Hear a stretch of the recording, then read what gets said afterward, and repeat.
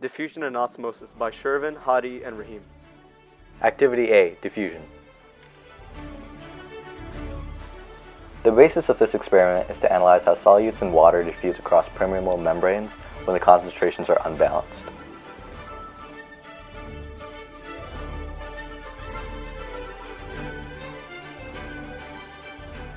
The materials are as follows. So throughout this experiment, what we use to measure between the low to high concentration gradients are 1 cup of around 165 milliliters of distilled water with IKI solution and a dialysis bag with glucose/starch solution.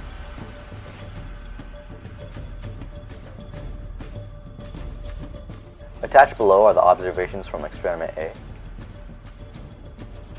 An analysis of the experiment proves that diffusion does in fact occur, as the concentration gradient goes from high to low in every situation. Activity B, osmosis. Through this experiment, we will understand how different concentrations of solutes diffuse through semi-permeable membranes.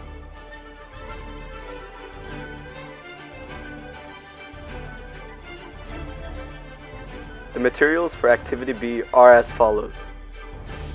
In Activity B, 6 different dialysis bags with varying concentrations of sucrose were put into water cups with distilled water.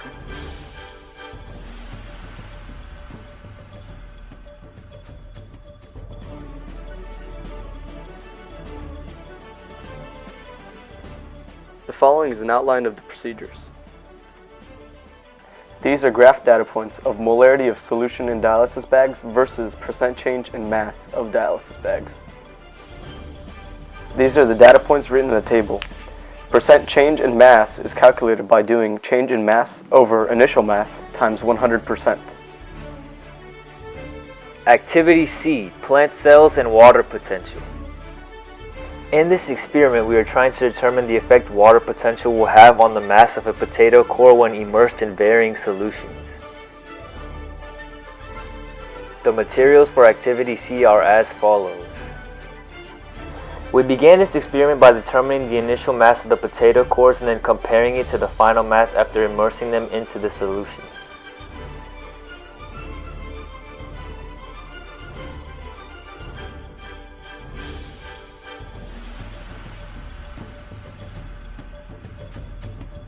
The observations for Activity C are as follows.